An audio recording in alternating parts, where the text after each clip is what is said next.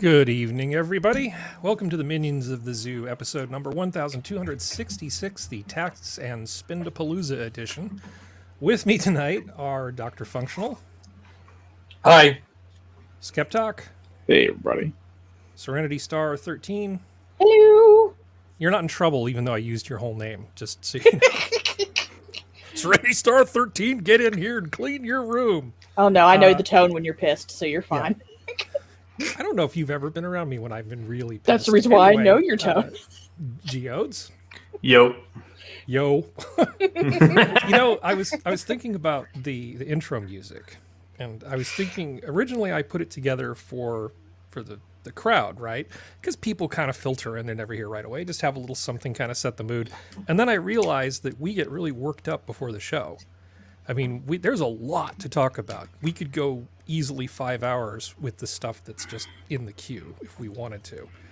And having the music play for about a minute and 40 seconds. It's a good decelerator. It is a good decelerator, and it's good for us because we don't talk while that happens. We just sit here, we listen to the music, it kind of fades out.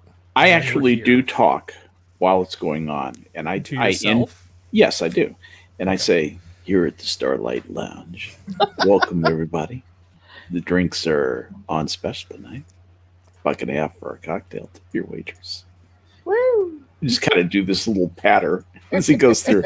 I love the sound of that big stand-up bass. You know, there's just it's something the electric bass loses is the buzz of the strings. You know, when they get plucked a little bit too hard. Anyway, I love that. I love that opening to the show. I have a good time with it. Well, I do too. I put some time into trying to find the right thing, and I just think it sets just the right mood. Maybe someday I will find something similarly awesome, and we'll mix it up a little bit. But I've got to find something I like at least as well, or it's not changing. Oh, it's such a delightful change from a lot of stuff on YouTube where we're gonna warm you up with Slipknot. Oh, great. It's like, oh, God, no. Thrashcore, to get you in the mood. Great. So what is Skrillex technically? Garbage. Terrible. Yeah, terrible. Awful. It sounds like some poorly maintained power tools having a fight. It's like a metal stamping plant gone wrong. Yeah. Oh, because I was looking through the news today. And oh my God, there's so much stuff. Over in Not So Obvious, one of the British YouTubers that I follow, somebody posted an article, California releasing 63,000 violent felons back into the streets to make the prisons safer. For prisoners, yeah. We will not be talking about this tonight, mostly because it will just, what is it, harsh my mellow? Is that what you used to say? Just crash my mellow or harsh my mellow. It'll crash my mellow. It's not good, not at all. History was made on Friday with the first ever all-gay U.S. Navy helicopter crew. And in the words, and I'm going to use Prospero's words, and I'm going to quote her on them. Why do I give a fuck who you shag? Yeah, I mean, honestly, nobody cares. But I do think, though, that in terms of humor, how badly will I be canceled if I make a suggestion like maybe they should call themselves the Whirlybirds? No, but here's the thing, and I say this as a former Navy guy. They're billing themselves as the first gay helicopter crew. No, they're not.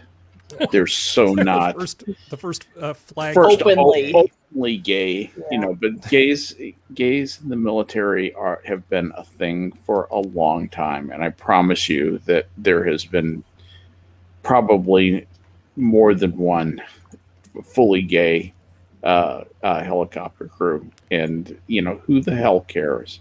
Well, I mean, yeah, seriously, probably a lot of mostly gay phalanxes back in the Roman army. I don't know or care.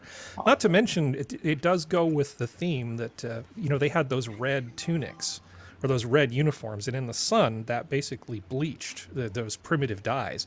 So they were mostly pink most of the time. So you just had like a whole line of pink legion soldiers, a pink legion coming at you with the brushes on their heads and the SPQR. At times, they would actually encourage servicemen to sleep with each other, because on the battlefield you are more likely to fight with more bravado and do more reckless things, positive reckless, if you have that strong emotional connection with someone. Right. And like we were talking about before, earlier on the Star Trek stream, Skep, that emotional connection is a big part of human sexual interaction. Yeah. Those I would say that was mostly true in von Moltke's first quadrant. And those are the guys who are stupid and no ambition, and that was a way to fire them up and get them invested. That strictly a first quadrant phenomenon. The other three quadrants would not apply.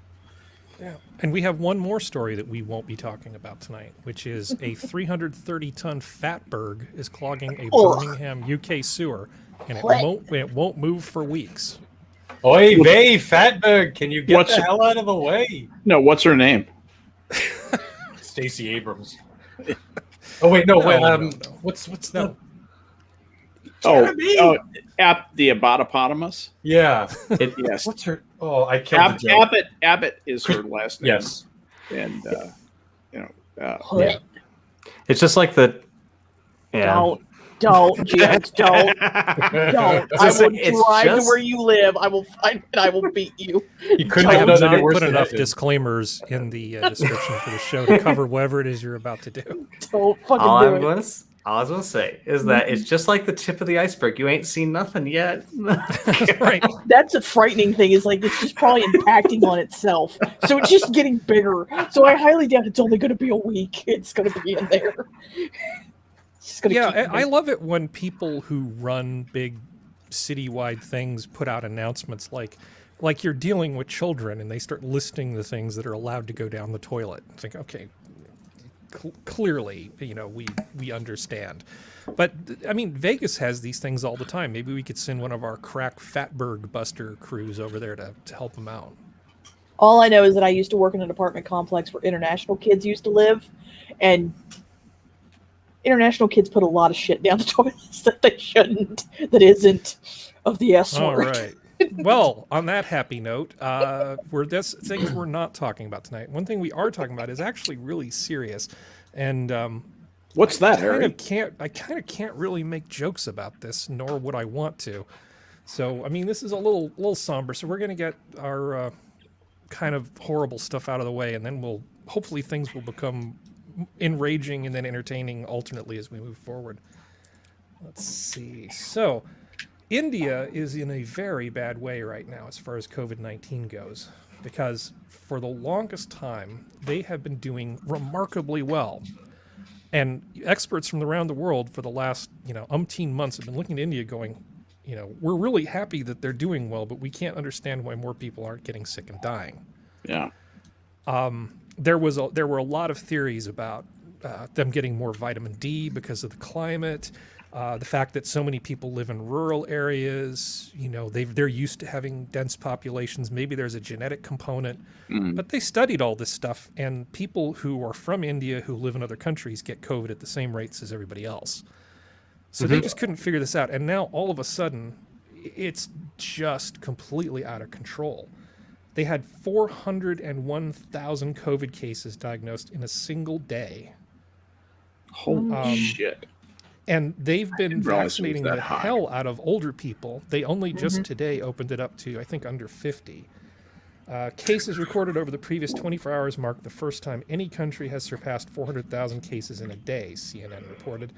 The new record brings India's total number of cases since the pandemic to over 19.1 million, with 211,000 deaths, according to Johns Hopkins.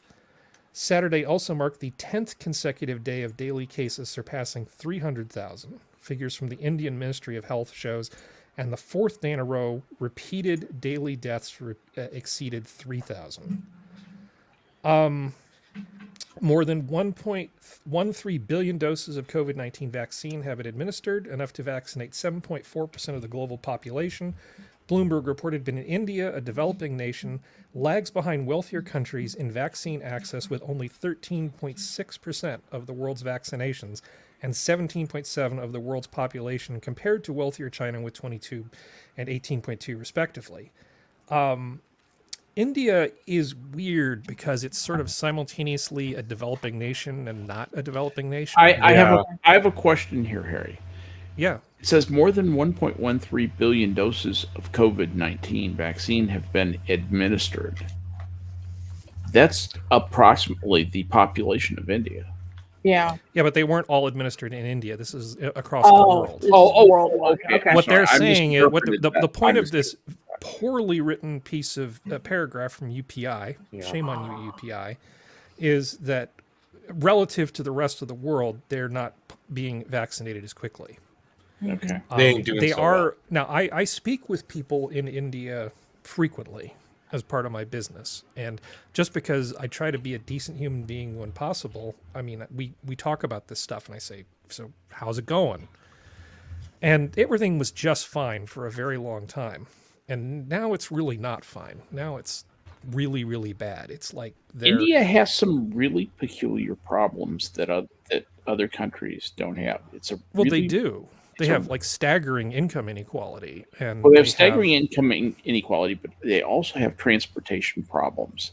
Getting out to the hinterlands and I was just thinking about what a problem that would be, because even there are trains in India that kind of run occasionally. You want to go to this particular part of India. Yeah, that train's pretty good. It ran a couple of times last month. I mean, if you're thinking about driving out there, hiring a car and doing that, you take your life in your hands. The roads are likely to be in an uncertain state. You're quite right. It is like it's like Mali once you're outside the major metropolitan areas. And it really is two worlds as far as that's concerned. I mean, it really is like a rural African backward, undeveloped country. Once you're outside of places like Mumbai and Calcutta and Delhi, you're just outside the developed infrastructure where they can do that, and there are a shitload of people who live out there. So you have this much less densely populated area of the country, this gigantic area of the country that you need to push vaccines out to. And these are people who will not come into the city to get vaccinated. You are going to have to go to them and do this, force them to be vaccinated. So it's a huge problem. You say, well, it's in their best interest. It is their best interest, but these people are so backward, and so they seem dumb to us, but really it's just a matter of them being unsophisticated and unlearned. They're like, once you get outside the metropolitan areas in India, a lot of it's just Arkansas. I mean, it just is, and it's very poor. It's really poor. Yeah, the income disparity is pretty huge. If you are well educated and you get a good job in tech, you're typically making 75% of what you would make in Silicon Valley in a lot of cases, and that in India is, that is a Raja's sum. That's living large. That is living large, and you are doing great if that is the case, because you show up. They feed you, take care of all kinds of stuff. It's a pretty good life if you manage to be one of those people. But if you live in the forest, you don't get a lot of that stuff. I brought up a picture. This is a map that's on the BBC site showing the Oxygen Express rail routes that are basically trying to carry the supplies to the major cities. Yeah. There was a study that I saw a pre-release of, and I went looking for the pre-release today, and it was gone. So I don't know if that's because the study is full of crap or if somebody stepped on it. I'm not saying anything. I don't know why it's missing, just that I couldn't find it for today's show. But I remember most of what was in it. They've gone to a number of these rural sites, and they're busy looking to say, is there some sort of weird variant that's causing this? Doesn't look like it. By the way, do you notice there's no rail mappage to the upper left-hand side of India? Do you know why? Because that's where the Muslims live, and India hates its Muslims. It's a bunch of Hindus, and they hate the Muslims with a fiery hatred that will not die, and the Muslims hate them right back. And we're not going to solve the Muslim Kashmir Pakistan. no, you're not going to solve it. But my point is that there is going to be a huge group of people who I think will be underserved on account of who they are and what their religion is. Well, also, if you go further to the south, there's a lot of poverty down there too. Yes, that's the part of the world the Arkansas part in the south. Every time there's like more than a few inches of rain or there's any tidal surge, it's like they're treading water. Bangladesh is practically below sea level at this point. Yeah, Bangladesh is way over to the right, up farther north, but the southern part of India is very rural and very backward. And you meant. Hold on, go ahead. somebody's trying to cut in here. No, it's one of those things, like, I have a very dark thought, and I'm not saying it's true. I'm going full tinfoil hat conspiracy theory. What if it was intentionally done by someone who's, I don't know, their northern neighbor? Oh, who's, you mean the engaged with inability border to respond to the crisis was affected by somebody for gain? Or intentionally pushing more of the disease into the country to ensure. That's pretty hard to do, actually. You're thinking like kind of what the crop dusting planes spraying the virus on top. Well, of people's heads. not so much that, but I mean, depending on how viable it is, it just takes putting it somewhere.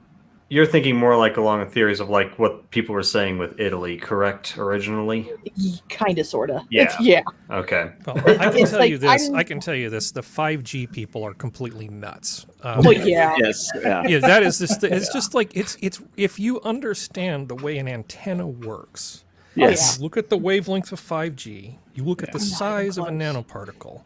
Yeah. You cannot control a nanoparticle with a wave of 5G. It's too freaking big. It is too many orders of harmonics smaller to make an antenna. It's like what you imagine the nanobots have these little, each have these little receivers, antennas attached to them, like a big whip.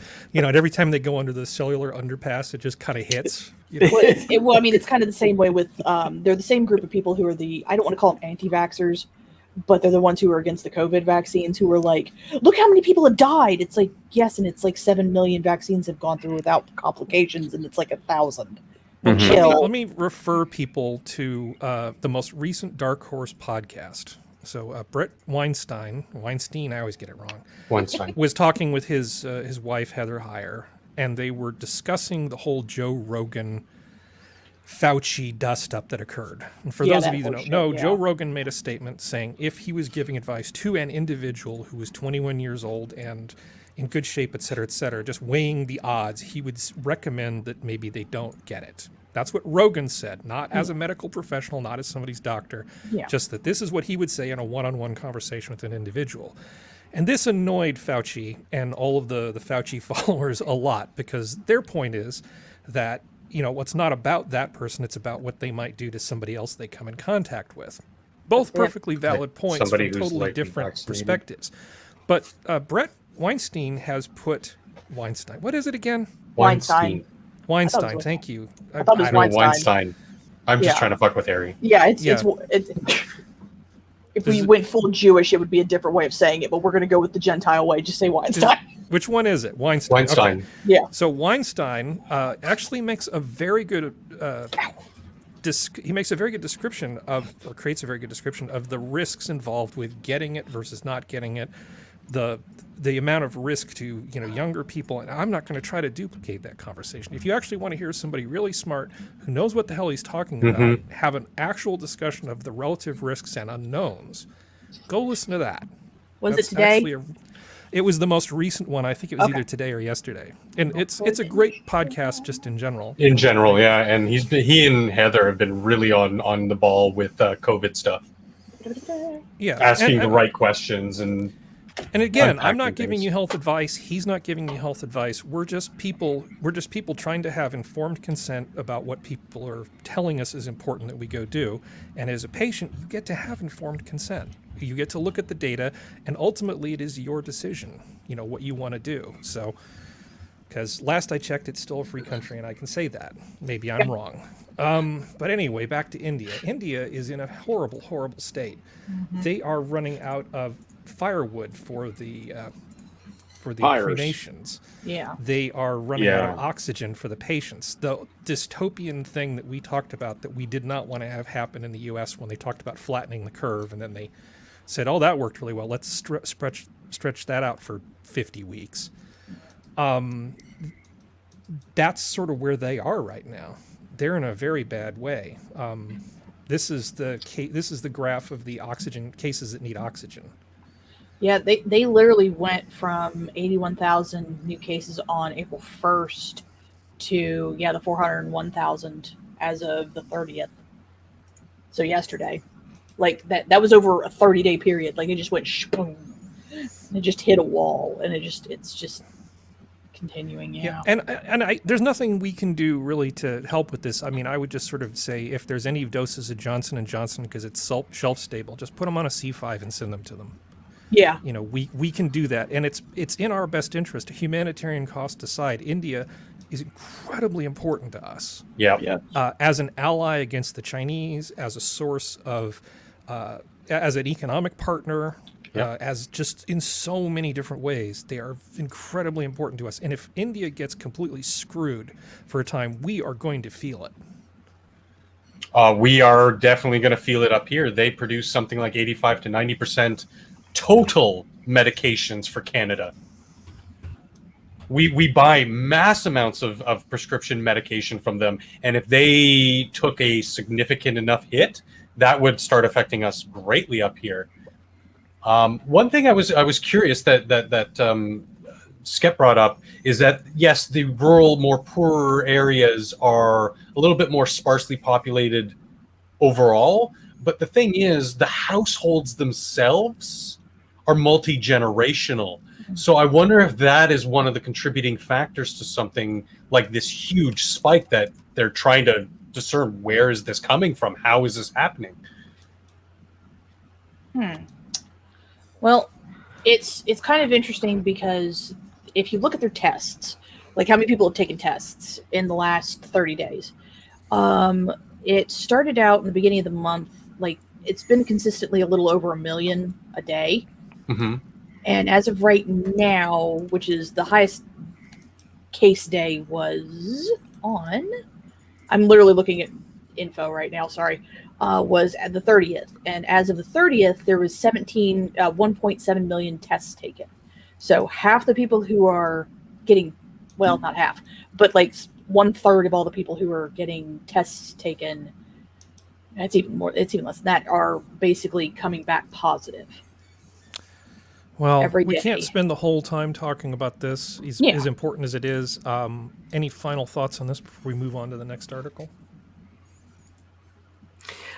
The only thing I would like to say is that the John Hopkins stuff, I mean, I'm still not entirely sure. I don't think it's inaccurate per se, but I would like to see what the results are a few weeks down the line because of past experiences with stuff like this. So, Well, I did have a final comment about the Please. whole India thing.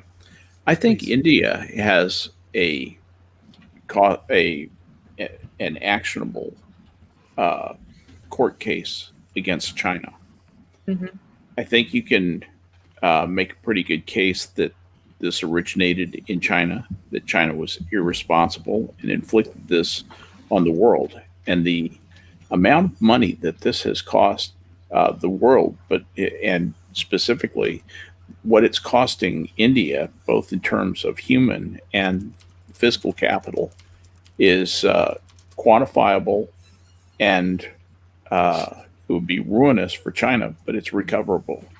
I think China should have to stand before a world court since they are the ones who, think that, well, you got to honor the world court. Then I think it'd be very appropriate, very right for India to go down that road and ask to be made. They can't be made whole, but ask to recover a substantial amount of money from China. That's the only thing I wanted to say about it. There's a My it's part of benediction. the Dark Horse podcast. There's a part in there where they talk about Fauci's standing in terms of like, does he sort of have the moral authority to make these arguments, considering that he has been such a big proponent of studying augmented versions of viruses, sort of as a preemptive strategy to figure out how to deal with them. I can understand that argument, but it's also fairly clear that stuff could effectively escape. Nobody knows whether it escaped from that lab or not. Nobody knows this yet. There's a lot that we don't know. In fact, we as lay people may never know the thing. I'm not being conspiratorial. I'm just saying we don't know. And I think it's definitely worth listening to what Brett has to say, because he's much more of an authority on this than I am, and he does a much better job of describing the situation. So please do take a moment to check that out if you're at all interested. Speaking of which, the tax-and-spendapalooza. We could start with taxes, or we can start with spending. I think the spending is a great place to start. Biden begins selling his $4 trillion with a T spending plans. I think probably most of us have a pretty good idea of what's included in all of this money that he wants to spend, right? Inflation. Mm-hmm. That's included. Because people are infrastructure. Yeah, it's, to my mind, there's a real problem here in terms of the whole tax and spend thing. I think any tax system that takes more of a person's income, that basically thinks it's more entitled to your earnings than you are, once you cross that 50% line, and I mean total, there's something very, very sick with that.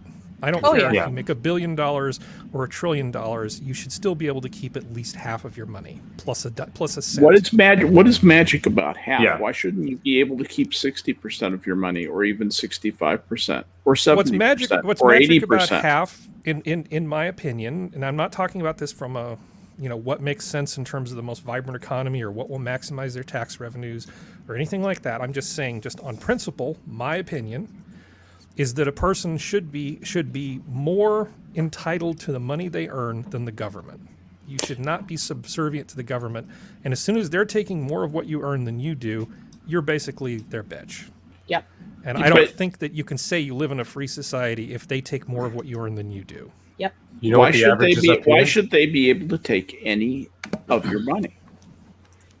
And also, why should anybody have to pay a different rate than anyone else? Why is there not a flat tax? Why should a person who is more successful than another person be penalized by losing a higher amount of his money to a government taking? I can give you Obama's answer.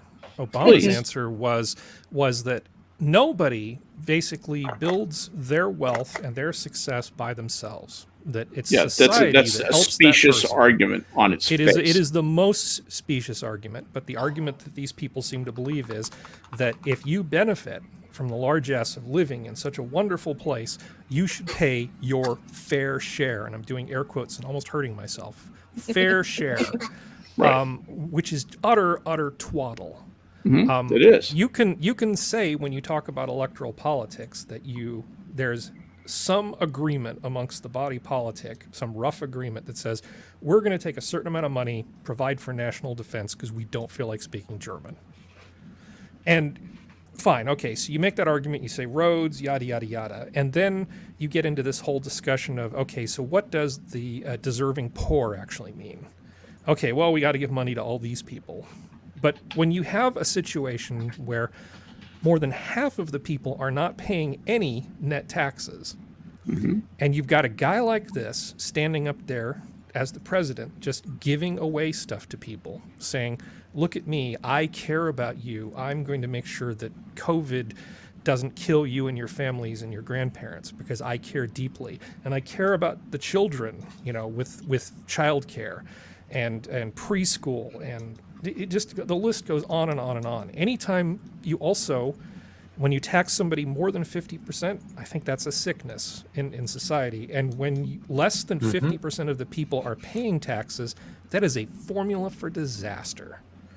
Because all you've essentially done is you've said, hey, what's the best way you can make a democracy fail? Let's do that. Because that's what it is. Everybody, except for the absolute dirt poor, should pay at least a little bit of taxes, so that when they go around and they see a bunch of city workers basically, leaning against each other so they can sleep standing up in a circle, they need to think, that's my tax money that's paying these idiots to not do their job. Right. And when you remove that, it all just becomes funny money. I'm going to get this stuff for free. Well, you're not getting it for free. You're essentially taking it from somebody else who works harder than you do. Right. It also perpetuates some of the biggest problems in the Western world today in like single parent households. I'm not demeaning anybody who has to that is their lot in life or whatever, but there are a lot of people who made poor choices, poor decisions, or were promiscuous and got pregnant or impregnated somebody else, and those two people cannot function as a couple. So now these children are now basically, for all intents and purposes, wards of the state with these giveaways for childcare and pre-K and this and that. And it's like, well, should we be rewarding bad behavior this much? Well, I think we can have a discussion about what we choose to do with our money. That's totally fine. I think democracy generally works. It doesn't work when you take a minority of the people and tax the shit out of them to give free shit to the majority. All that is tyranny of the majority at that point. And when you start just printing money wholesale on top of it, it's ridiculous. So the new spending, $4 trillion over 10 years, right? Which that's $4 relying trillion on to the T. no other president comes in and goes, fuck that, and washes it by the wayside. But yes. And here, look, here's a picture of That Skep's piece of favorite shit. gubernatorial candidate. Oh, good Christ. There's a place in hell for her. Yeah, Biden's first visit to promote the coronavirus recovery bill, great name, so accurate, was hastily altered after a series of shootings. The Atlanta area spa killed 8 people, including 6 Asian women. Well, you have to be a weather vane and then start talking about Jim Crow and all this other stuff. And you have to bring in the Abramapotomates and. Well, didn't he also? Which is kill also. Didn't he also kill 2 white people in his? No, shoot? we don't care about them Okay, just making sure I was because right. Okay. they're the wrong race. Which also, I mean, this killing 8 people is a completely justifiable reason for changing a bill that's about to spend $4 trillion too. Yeah, absolutely. This is actually terrible. There was a site that I found that actually has a lot of really good information. Let's look at the tax side of it. I mean, we all kind of have a pretty good idea of the spending side of it, right? I mean, The at flaming least pile of through bullshit. osmosis, I think most of you have heard what was in his fantastic plan, right? Oh yeah. So we have a couple different things. So we have this whole thing of capital gains, because we wouldn't want those wealthy people paying a lower rate for things that they have invested in long term and then sold than hardworking Americans who get taxed on their wages. Like I said, that's a perfectly interesting conversation we can have. But as part of President Joe Biden's American Families Plan, the White House yesterday proposed 2 major tax increases on accumulated wealth, meaning long-term capital gains, adding to a 61% tax on the wealth of higher-earning taxpayers.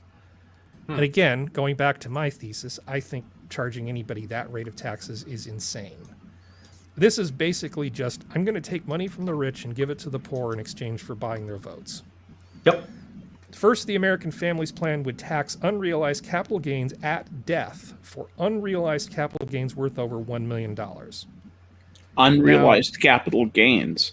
That's interesting. So on the day that the capital gain is not realized, they're going to tax them by what they would have made if they sold on that day. What happens if the value goes down subsequent to that? Tough shit. That's pretty theft. much. That's theft.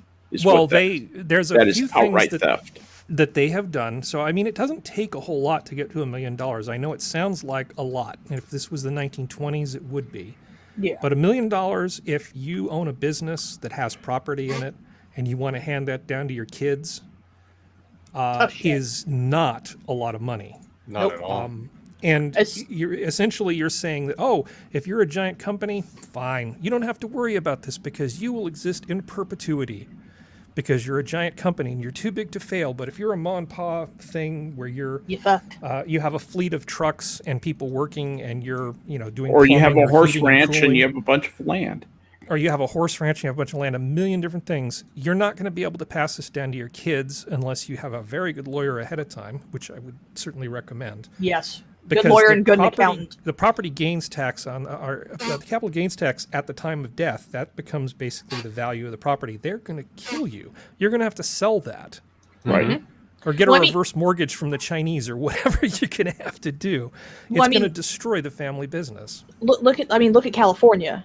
Just by property value. If you have a house in a major area in California, a lot of those are, if it's a good one, is over $1 million already. And if you've paid it off by the time you died and you want to pass it down to your kid, bye bye.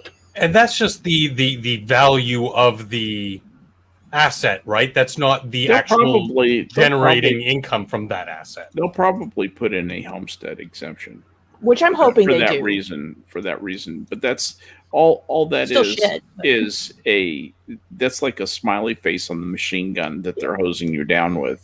What- This is bullshit. Consulting. Well, Yeah. it's the way they're monkeying with what's called the basis. So how they Yeah. calculate when you Right. have to pay what you pay and when you have to pay it. In the campaign, and I don't know if it's going to be included in this, there was some talk of monkeying what's called the basis. So what would happen frequently with the kinds of things I'm talking about in families, you'd get what's called a step-up adjustment. And the basis of the property, the business that somebody would inherit, is basically the value of it as appraised at the time of death of that person. So then if you, the offspring, work for another 10 years and you sell it, instead of starting with what your dad or your grandfather basically paid for their stuff in the business, and then taking the amount that you paid and subtracting those numbers, and then you have this huge amount of money that you pay the taxes on.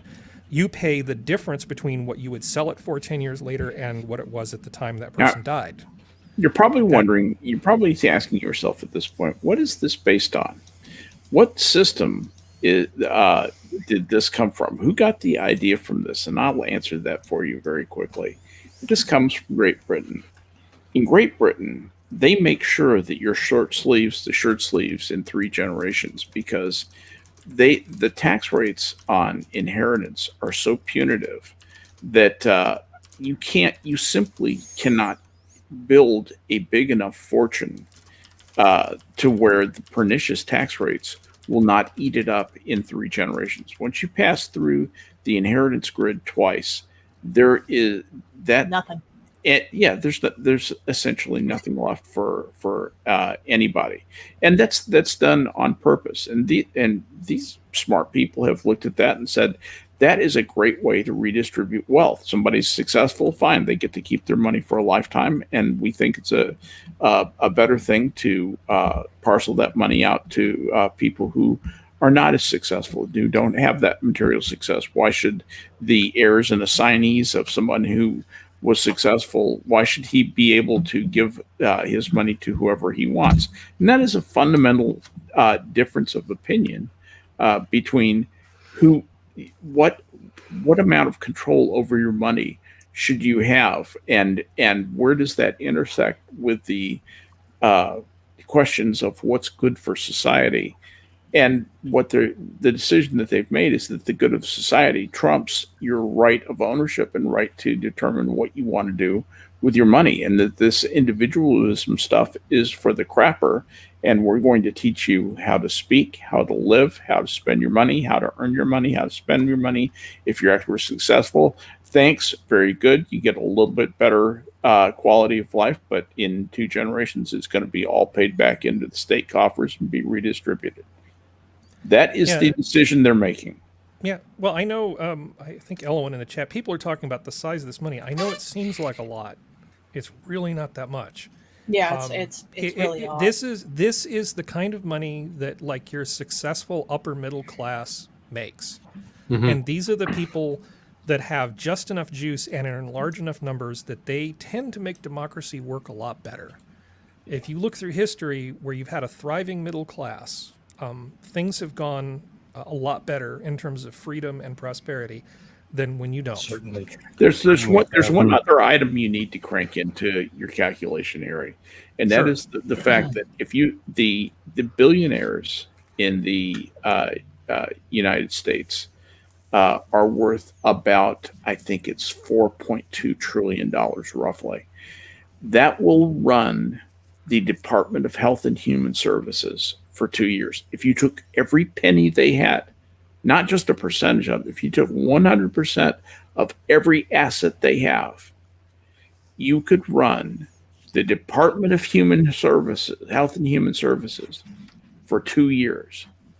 Okay. Or you could run the federal budget for about 3 months or 4 months.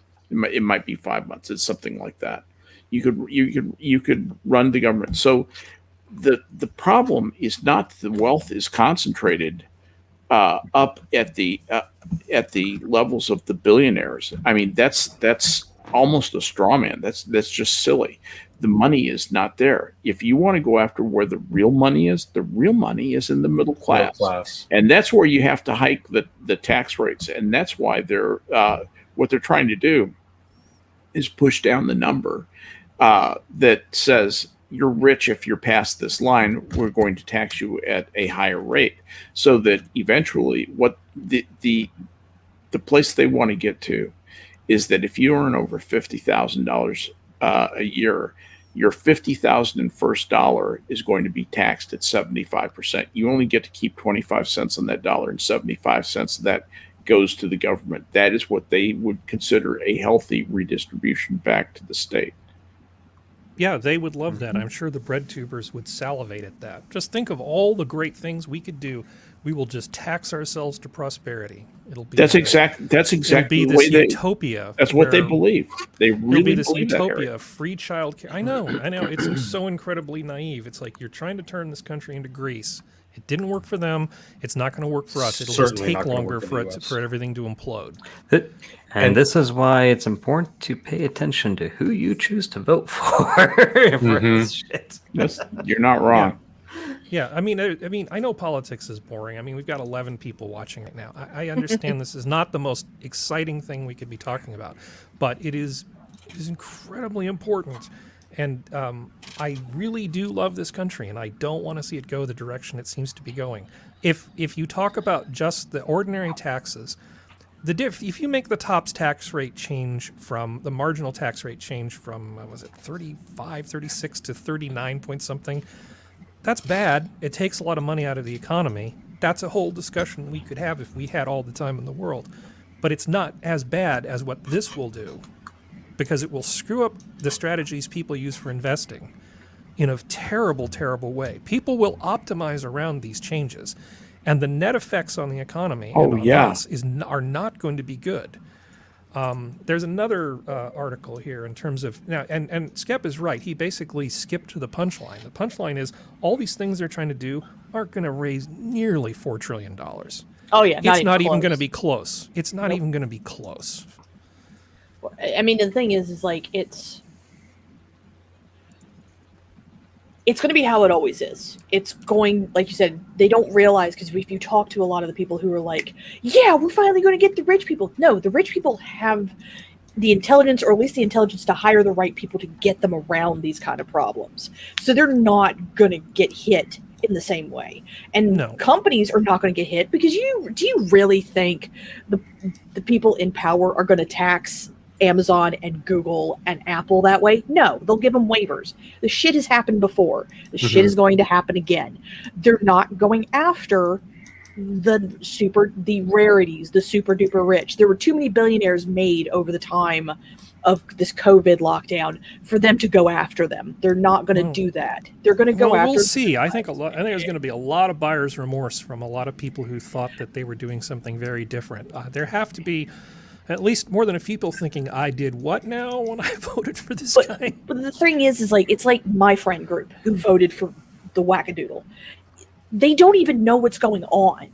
Like, I brought up what was in the COVID relief bills, and they were like, what? I didn't know that's what it's like. Do you not listen to how much money is being put into that bill and how much you're getting? Can you not do simple math?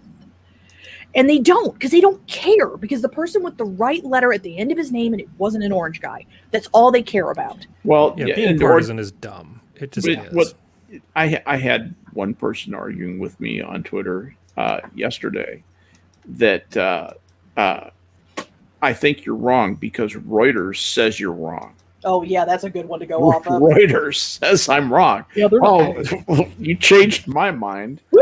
The saddest part for me about all of this is looping back to the spending. It's like, well, we wouldn't need to steal as much money as they need, as they're trying to, if there wasn't so much corruption and bloat in the systems as they are. Like, even 20 years ago, 30 years ago, 40 years ago, it wasn't this bad. It seems to have just ballooned in the last 2 decades to just unsustainable amounts of bloat in spending. No, I think what you're describing doesn't necessarily... You make it sound as if it's some sort of evil, right? And it's not evil in the sense that these people are deliberately ripping you off or whatever. It's just that the machine is a big, dumb, stupid organism. And hungry. Which just, it is like trying to drive your Lamborghini while towing an anvil with a chain. Right. And great analogy. Great question. you can't, you know, all the horsepower in the world, you know, first you would need torque, but anyway, your Lamborghini, all the torque totally in the wrong world. vehicle for that. And your K5 Blazer. Yeah, even if they were doing just the top people were doing the best possible job, it is still going to suck because there's just so much overhead, and some people think this is good. We're creating jobs for people, right? Look at the jobs we're creating, helping other people, taking this money that would otherwise be unutilized to stimulate the economy by making investments in infrastructure. I'm gonna sprain my fingers doing air quotes, you know, and then we're creating jobs, administering all of the bureaucracy to make sure that this is done the way it's supposed to be. You know, we'll make sure that our director of equity and inclusion looks at this, and we'll do our environmental impact reports. We'll do this. We've created all these jobs, that just those few dollars that we took from those rich people who didn't really earn it because they're not paying their fair share, and we've created all these jobs. It's beautiful. But what I was referring to on the taxing side of it, the theft side, is that, you know, I'm fairly liberal. I believe in social programs can work and blah blah blah blah blah. But, you know, this person who is a success, they get taxed on the income, then they get taxed on like the savings of that income, and then they get taxed on the overall like wealth that they've accrued in their assets. And then when they die, they get taxed again. And then when that person spends any of that money, they're getting taxed. So it's just there's too much tax. Well, you're right, because if I make $1 million, right, and I pay taxes on to get that, and the $1 million is what's left over, and then I leave it to somebody else, and then they pay inheritance tax on it in addition, you're paying taxes on top of money that's already been taxed. Exactly. Yeah. You know, and there are so many layers to this onion of taxation. Layered on top of taxation. When you pay a sales tax, you're paying tax on money that's already been taxed too. When you sell your car to somebody and you collect tax, which I always do, and pay that sales tax to the government. Yeah, you betcha. That's paying tax on money that's already been taxed. That's why value-added taxes are a terrible idea. Oh, they're the worst, and that's why places like Brussels love them. Yeah, exactly. But anyway, so the next thing they're going after, and I'm somewhat more sympathetic to this in part. We probably do need some reform in this area, because what happens is companies being very good at passing their income through tax havens and countries that have extremely low tax rates, and effectively sanitizing the money so they don't have to pay U.S. taxes on it. And I'm not saying that we shouldn't have a tax system that treats all these different companies in a more sort of uniform way, so that companies that don't do this shouldn't be penalized relative to ones that do. I mean, we shouldn't have to play games like Skep was sort of alluding to. Why don't we just have a flat tax? Okay, don't threaten me with a good time. Yeah. You know, but they're putting in some proposed changes to the international tax stuff for multinational corporations. And Biden, in his Made in America tax plan, would substantially raise taxes on the activities of U.S. multinational corporations, whether these activities are located domestically or abroad. From the perspective of the U.S. multinationals, the proposal would increase their federal tax liabilities by $104 billion in 2022 and $1.2 trillion over the next 10 years. Well, he sees money and he's got fancy plans to buy votes, so this is just a place where he might be getting some of it. All this is. And don't think for a second this isn't going to come back to bite us in the ass, because there is no way to take $1.4 trillion, or sorry, $1.2 trillion out of the economy and not have it have an effect. No, it certainly will have an effect. But, you know, what he'll do is say, make the money press go burr, and, you know, we can have as much money in the economy as we need to, because I can be completely irresponsible with fiscal policy with monetary policy, and, you know, print as much money and put as much money in circulation as I want, because because the nice people who give me the medicine tell me that's true. You know, and that's the level of president that we have. That's another problem with having President Drulbib, is that he is not engaged. He does not know what's going on. He's not a part of the thinking process in this government. He's the signer in chief. That's basically all this man does, is he signs what am I signing here? He even said that, you know, it says, it's pretty funny when he says the quiet parts out loud, except that this is deadly serious stuff and we should be paying attention to it. Our whole government, it's like watching Rome fall and you're a Roman. You know, Roman matrons used to tell their sons when they'd go off to battle, come back with your shield or on it. And this custom declined, and so did Rome.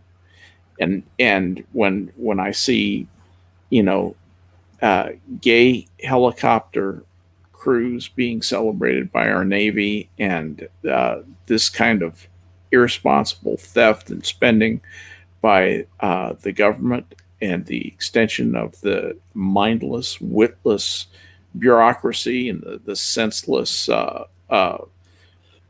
thing, the politicians be clowning themselves in public on TV, masturbating publicly about how wonderful they are and how hateful the evil Republicans, or anybody who wants any fiscal responsibility, is. They call them deficit hawks, you know, as though that were a bad thing.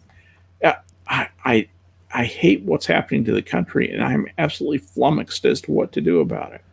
Well, it's the whole thing about scale, right? It's not like Republicans in the past haven't driven up the national debt on multiple occasions.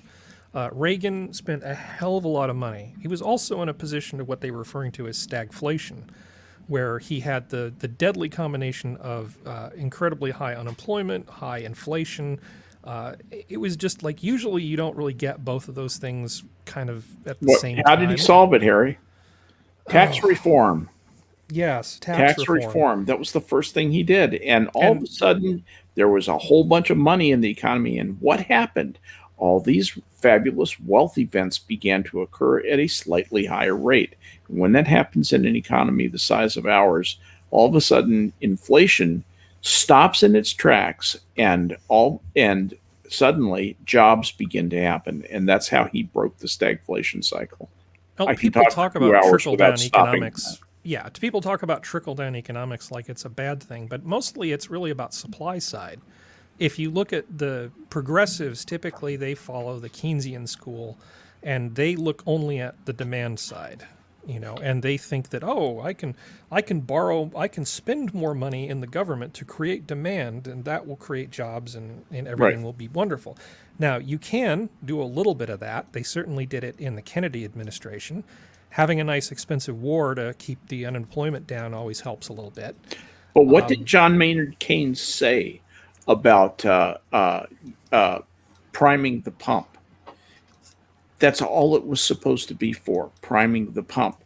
If he saw the injections of raw capital into the economy. Yeah, what we're doing basically is trying to grill a steak using only lighter fluid and no charcoal. You're supposed to use a little bit of lighter fluid and let the charcoal do the work.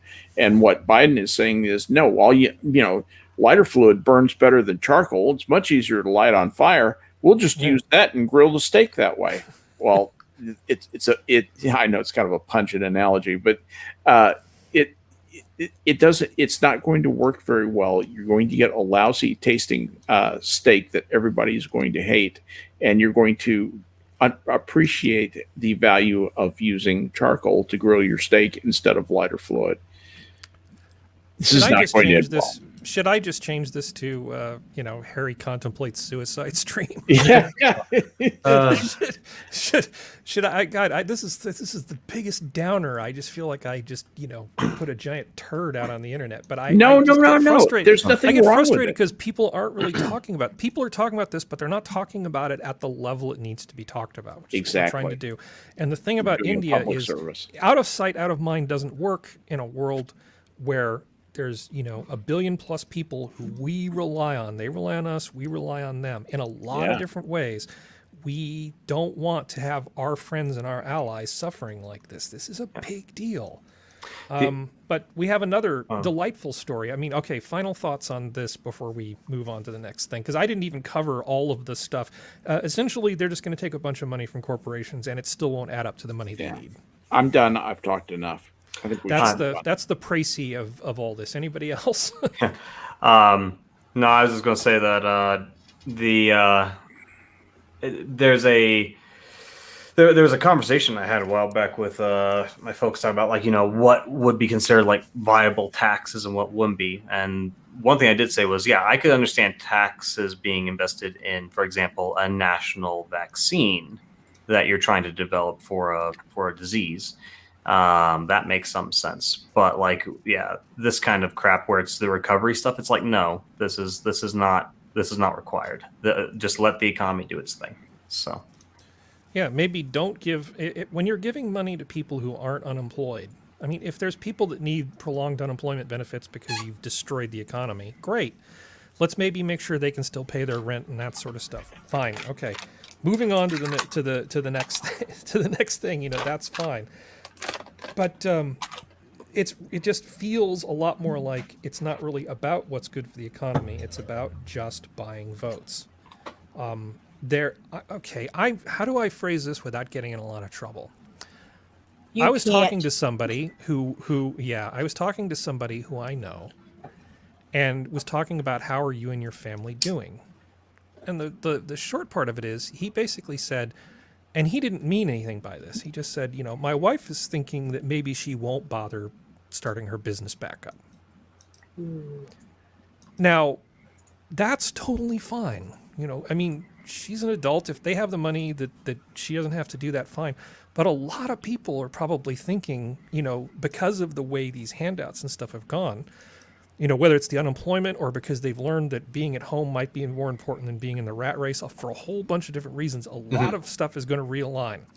And when you go through life with Joe Biden's newly acquired mindset of critical race theory, the training did actually take. I don't know how many times they had to give it to him.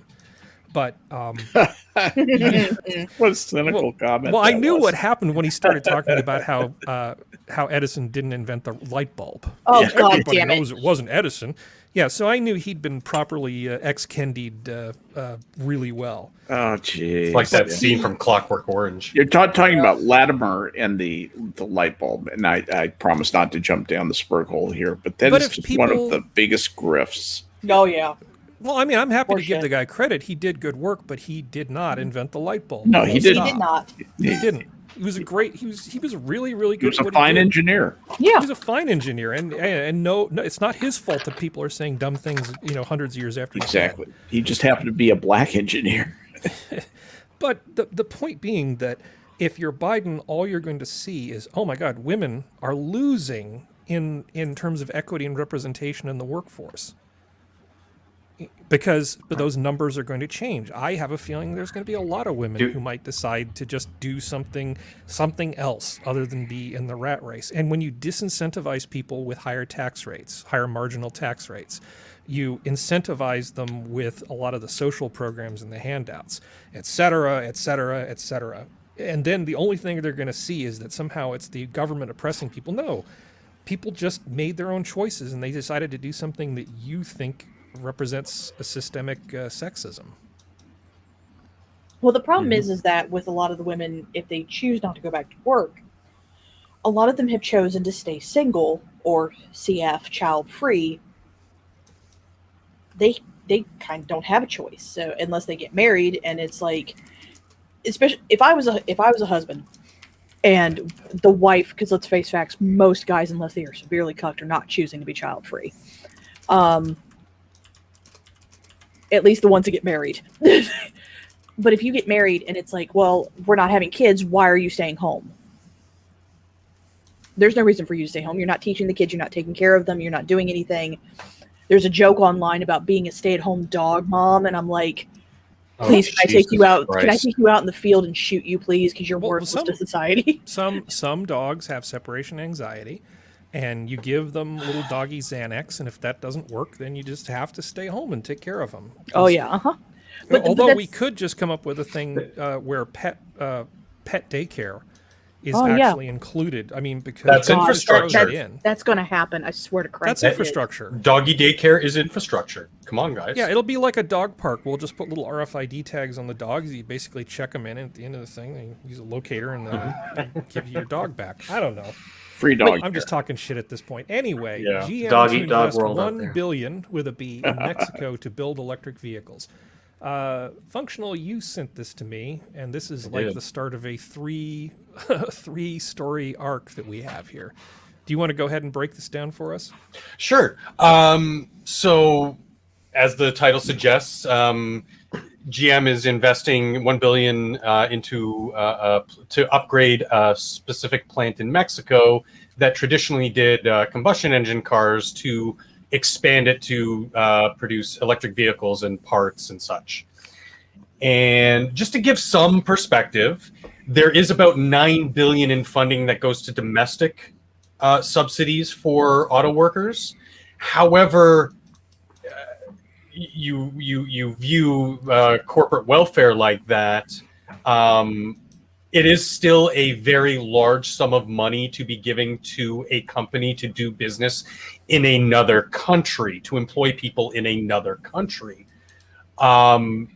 instead of using already established production plants where there are American workers.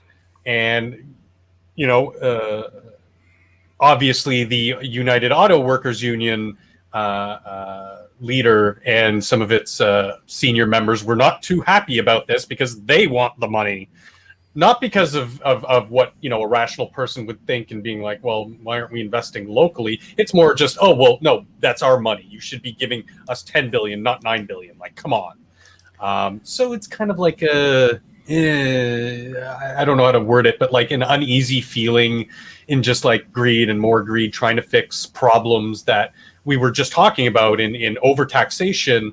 A lot of these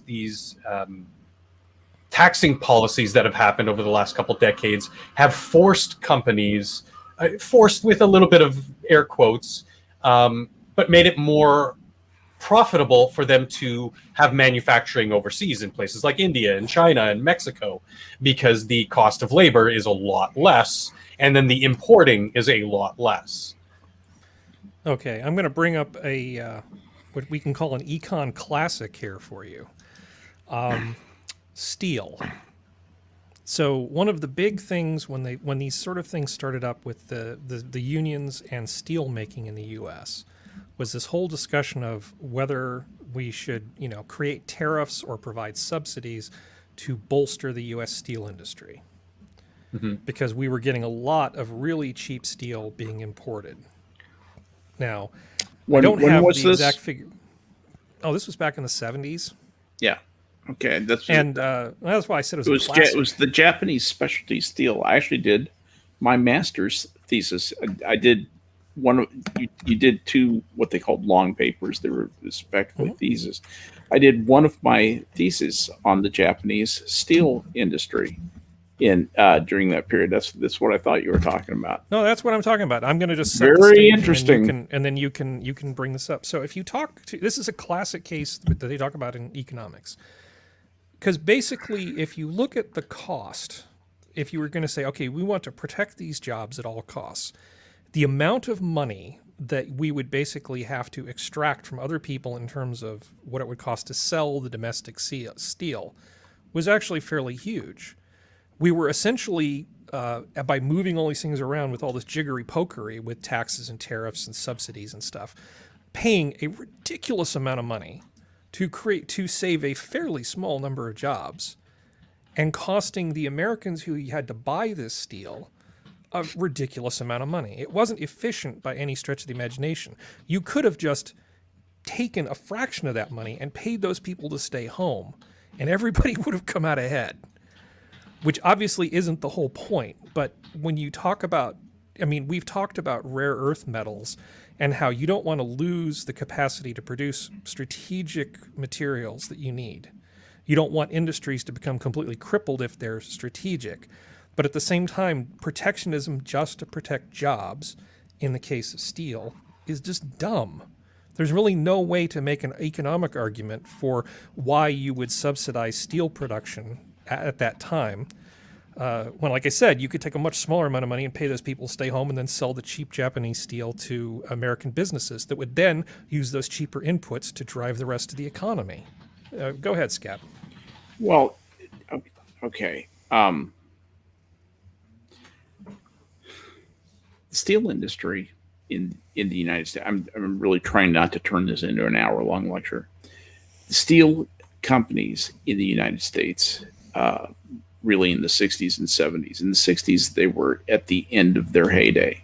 In the 70s, they began to encounter a new reality around the world. They had industrial demands placed upon them for to produce different steel alloys with magnesium and chromium and stuff like that. They wanted to use this kind of, it's called an argon gas process that was, hot and new. And the steel company said, yeah, we'd like to do that. We'd like to invest in that. But, we'll talk it over with our unions. And the unions basically said, no, we're going to produce steel the way we always have. Fuck you. We'll go on strike if you start to retool and do this stuff. And make a very long story, and it is a long story short, Japan came in and said, we'd do that. We do it really well and really fast. And all of a sudden, Japan, and so Japan got accused of dumping steel, but the steel they were dumping was much higher quality than what we could even make. And this was really the thing that led to the demise of the gigantic steel works, Jones and Laughlin Steel, Bethlehem Steel, some of these, the line of dead foundries in Pittsburgh that's still there today. I mean, acres and acres and acres of gigantic industrial buildings that are just ghost towns, and YouTubers make videos about visiting them. Anyway, the thing that led to that was the advent of the specialty Japanese steel industry. And still, the U.S. didn't do anything about them until Little Chaparral Steel, which is 30 miles.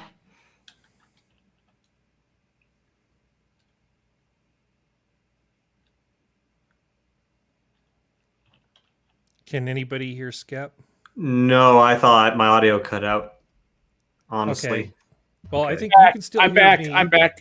Okay. Can you hear me now? I'm sorry. No, I can hear you now, and I was actually what was just the last, really. what was the last thing that you heard? You were talking about a small steel company, a scrappy little steel company that's probably close to you. Yes, it's about 30 miles from my house. Chaparral Steel came into being and was the first United States company to use some of these processes that Japan had been doing. What had been happening in the world in Europe and other places, they were laughing at the United States because the United States steel companies were producing relatively low quality steel, relatively expensive steel at, and it was just considered, hey, it's a commodity, it's a fixed price, and you got to pay this. And the steel workers just had amazing salaries through the union, amazing deals, which is what happens when years and years and years of unions act in a parasitic way. Those ticks on that dog get big and fat and blood engorged, and that's what had happened. So they were sucking a lot of value out of the steel industries, and all of a sudden, the automobile manufacturers and all the other high quality steel consumers said, we're going to start getting our steel from Japan. They don't miss delivery dates. It's higher quality, and we pay less. So that's the magic thing for us. And so the steel companies did what steel companies are going to do. They went to the government and said, we want protection. We want steel tariffs. And that was when Reagan said, no, we're not doing steel tariffs. Fuck off. And that was actually how Chaparral Steel got started. It was a very successful firm for a while. Yeah, and you don't have to ship it across the ocean. But exactly. So to old timers like us, to like Skep and me, when I hear this, that's a long way to go to get back to the article. Sorry about that. No, it's fine. It's my own damn fault. When I hear about stuff like this, I think of steel in the 70s. I think of the creation of the Rust Belt. Because on the one hand, yeah, of course I want Americans to be here. Of course I want to buy American. I buy American all the time, even when it costs me more money, because I believe to try to do that. And I buy good stuff that's made in America, and I pay appropriately for it. Or I buy stuff from people who I think are my allies. I intentionally try really hard not to buy stuff from countries that I think are kind of our adversaries. So, I mean, I do kind of walk the walk and talk the talk. I bought a new phone. It's made in Japan. People can bite me. I have a Japanese phone made from Japanese parts. So China can suck it. Why I buy Japanese cars. Yeah. But the real problem with the American cars, full stop, whether it's electric or anything else, is we have a really hard time making cars that people want to buy. Right. And that is the problem that they need to solve. And I do think that the fact that working in those factories was almost like a multi-generational thing. Like, the father would get the son an opportunity to intern, and that's kind of destroyed. You get a union card, and that's all you needed. I think that in some ways that maybe having that sort of continuity, or, where it actually mattered, the father wanted the kid to do a good job because he made him look bad, that sort of system might have actually made cars better than what we're going to have now. Yeah.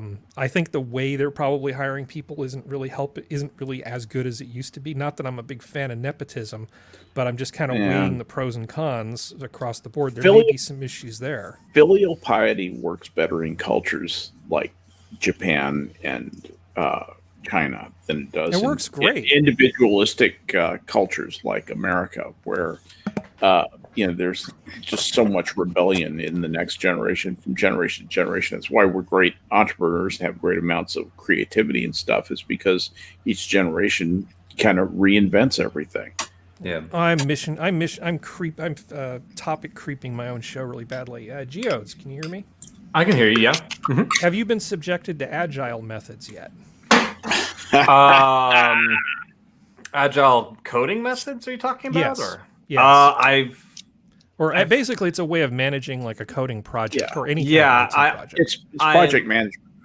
I know it's. I've heard the term before, and I know it's to put it a certain way, hot shit right now. But I don't really know much else about it. So. Well, there's a number of things that have come out of the Japanese industrial growth after World War II. We sent some very good people over there to help them rebuild. Mm-hmm. And they took a lot of great stuff we did and did a lot of great stuff on top of it. The Japanese, as an industrial power, absolutely kicked ass, by doing things, taking advice from us that we often didn't take ourselves. Guys like Deming would go over there and, talk about total quality management. And they came up with stuff like Kanban, which is a method in which the Toyota car manufacturing facilities manage inventory and parts and things like that.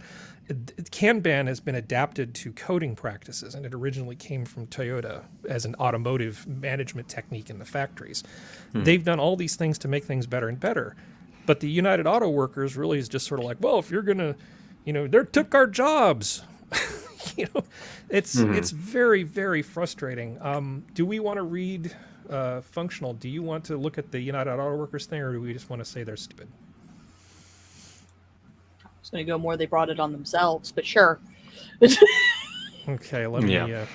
That's my statement on it. They brought it on themselves. I think we need to basically develop Mexico more. There's a lot of reasons why we want Mexico to be a thriving economy. There are things that they can do cheaply that provide cheap inputs to us that we can use to make good products here in this country. Basically, replacing China with Mexico is great. Yes, I don't want people to be buying Chinese-made cars because they're just way, way, way cheaper than the American ones. And the government hasn't given them any choice. You're going to buy an electric car, says the California government. And what are you going to do if you can't afford one? You're going to buy the shitty Chinese one. I would much rather have you buy a slightly less shitty American-made one that has a bunch of Mexican-made components in it. All other things being equal. Okay, statement by the UAW Vice President Terry Dietz, what a horrible name, Director of the General Motors Department on General Motors' announcement of $1 billion in electric vehicle Mexican investment. At a time when General Motors is asking for significant investment by the U.S. government in subsidizing electric vehicles, this is a slap in the face not only for UAW members and their families, but also for U.S. taxpayers and the American workforce. General Motors automobiles made in Mexico are sold in the U.S. and should be made right here, employing American workers. That is why our nation is investing in these companies. Notice that's the logical disconnect, by the way. Taxpayer money should not go to companies that utilize labor outside the U.S. while benefiting the American government from American government subsidies. This is not the America any of us signed on for. Frankly, it is unseemly. He voted for Biden. I can understand why this bothers him. I can totally understand why this bothers him. I also think that, realistically speaking, he needs to suck it up.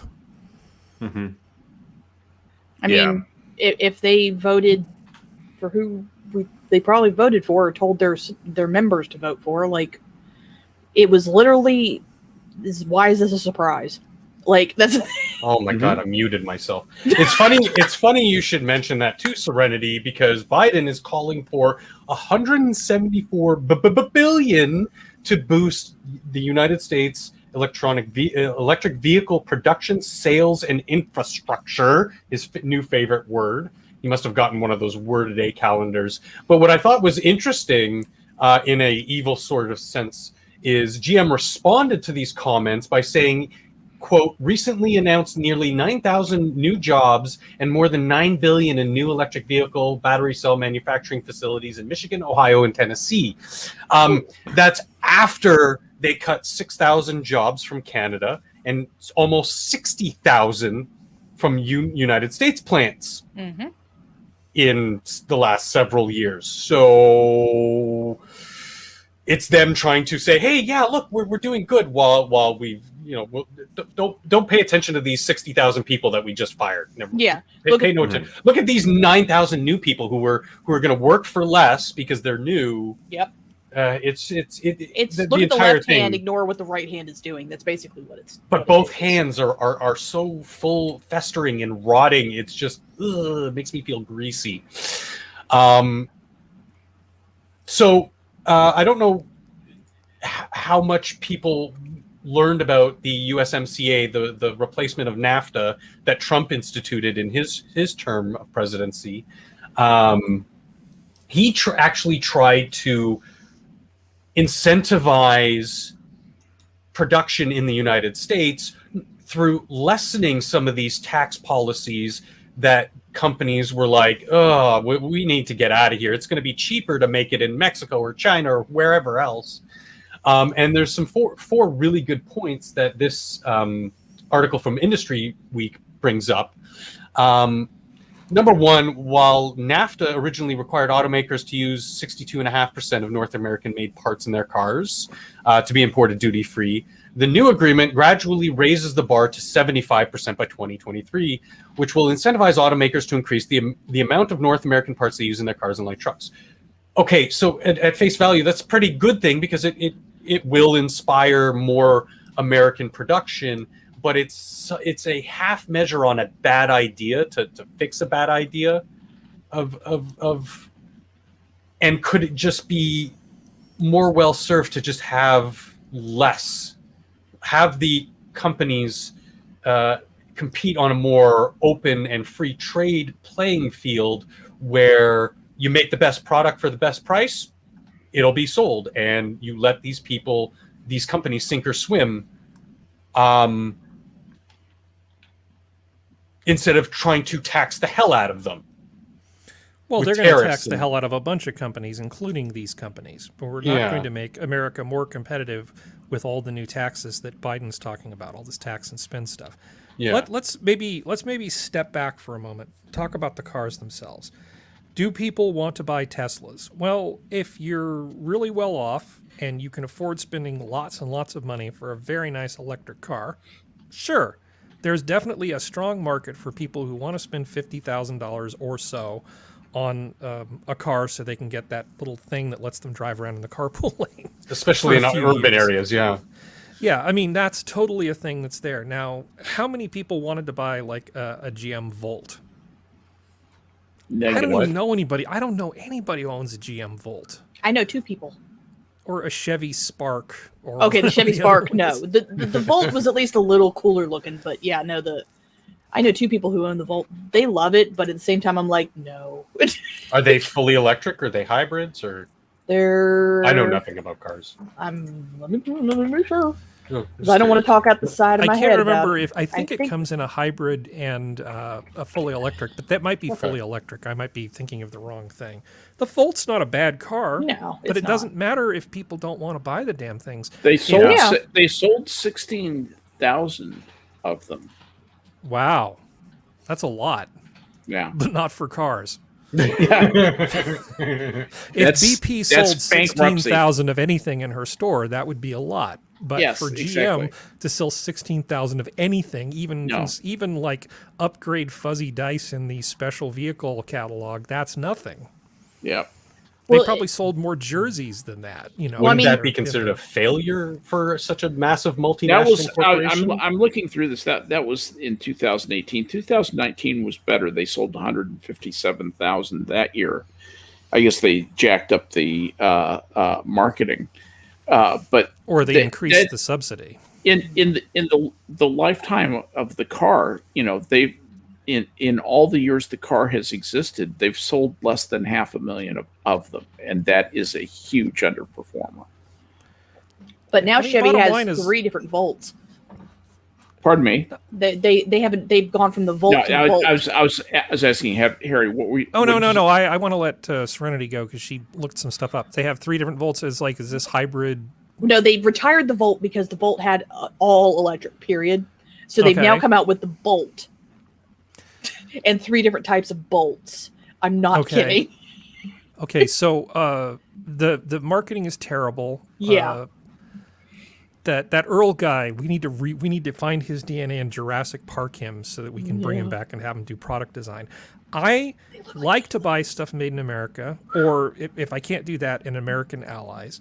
But I don't want to basically protect the United Auto Workers if they're not going to produce cars that we want. There's what they should be doing is, if at all possible, is maybe even accepting less money, or at least freezing costs, so that these companies can get back on their feet, and they can start investing money into R&D instead of into benefits for the United Auto Workers. Yeah. And when the company gets to be better, set up some kind of profit sharing so that they basically, when the company succeeds, they get money, on the back end of it all. There are ways to incentivize people, but the United Auto Workers is like this huge parasite, and it's you know, I mean, it could be a force for good, you know, if it was really more of like a guild, but it's not. Their sole purpose is to want to employ as many people as possible, and they don't care about the viability of the company. And wring out money from both the government and its workers, the members. Yeah. All right. Which kind of leads to point 2 and 3, where it dictated that facilities had to pay at least $16 an hour, which didn't affect most people in Canada or the United States, but seriously impacted in Mexico. However, the cost was still infinitely less in Mexico, so they still shifted their productions down south, and that the contractual agreements with the Mexican government said that these workers also had to be able to unionize. You know, I'm going to go from this sad thing to another sad thing. God, this is I'm going to slip my wrist by the end of The tonight. depression stream. Oh, God. Thank you, because I was just getting a What little too depressed and stuff. I'm with the so audio. sorry, chat. I am a terrible host. So this guy, everybody's seen this guy, Resist Us, the Spanish comedian. You've seen memes based on his stuff before, haven't you? He died, didn't I he? didn't know his name. He died. And that's terrible. Thanks, Resist Us Geodes. passed away. Hey. Thanks, Hey, Geodes. all I can say is, you know, I'm as heartbroken as you guys are, you know. So. That's still not going to bring him back. Neither would I have if I not announced it. So, I mean, does this? I don't think we're going to get copy struck for this. Whatever, I don't care. Run I it. hope not. Run it. Yeah, Can run you it. hear Ya this? abrí el restaurante que era el arroz. Y me llama el You cocinero. can probably hear it Risita, twice. Let's make that stop. ve por la paellera. Venga, que las 2 de la tarde ya están aquí. Miren, bañador. En las chanclas. Todo despeinado porque no me dio tiempo nada ponerme las chanclas y el bañador. Voy a la playa, había subido la marea.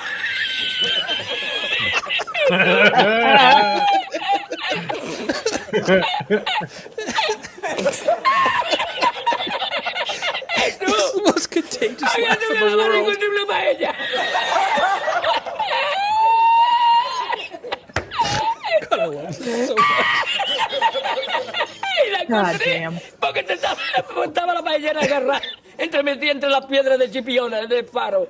Y cuando entro en el restaurante me ve el cocinero con una paellera y adentro la 20 paelleras.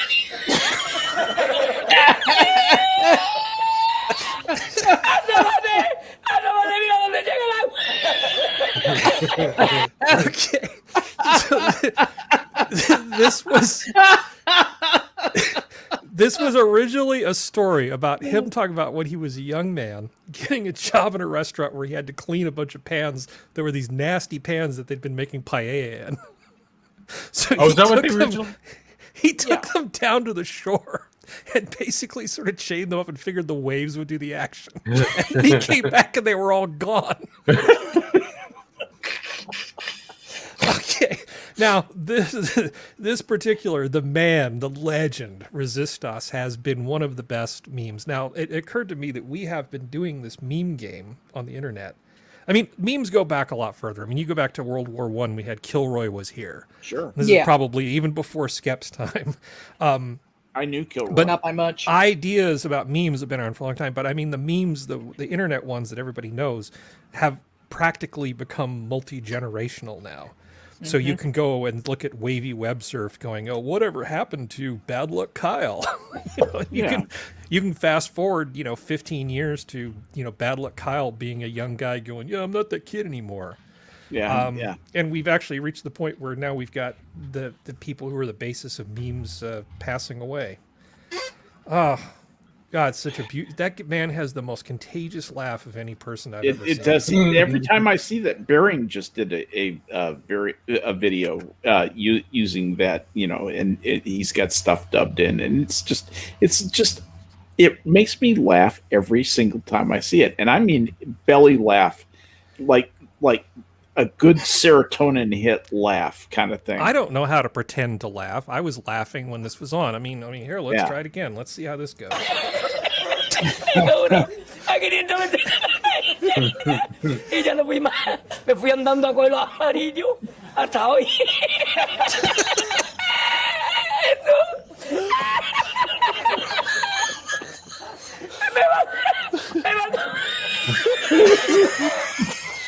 Every single Me mandó por la noche. Había bajado la baja el agua y por la mañana había subido. God damn it. Oh, the world is a worse place. Oh, I got tears in my eyes. That's so funny. That's so funny. It's the best thing ever. So, the great thing is, Tim Cook has seen that. Tim Cook probably thought it was hilarious. Yeah, I bet he laughed his ass off. I bet he did. It's so good. Okay. Do you guys remember Disaster Girl? Vaguely, I'd have to see who it is. Okay, well here, let me enlighten you here. Okay, so her, Disaster yes. Girl. Remember her? Oh yeah. Apparently a new thing that's going on is people are taking these sort of digital works and using a blockchain technology to essentially say this is the definitive copy. You can, everybody could make their own copy, but you own the actual copy of this thing, and we're using the blockchain to establish who actually owns this thing. And it's a thing called an NFT. Non-fungible NFTs, token. Yeah, I'm sorry, what? Non-fungible token. Right. Fungible just means it can't be converted into cash necessarily. But Disaster Girl decided to sell the rights. Basically, I'm giving you the original to this picture that everybody's duplicated. I can type copy right now. I can make all the copies I want, but I won't own the NFT for it for $500,000. Good for her.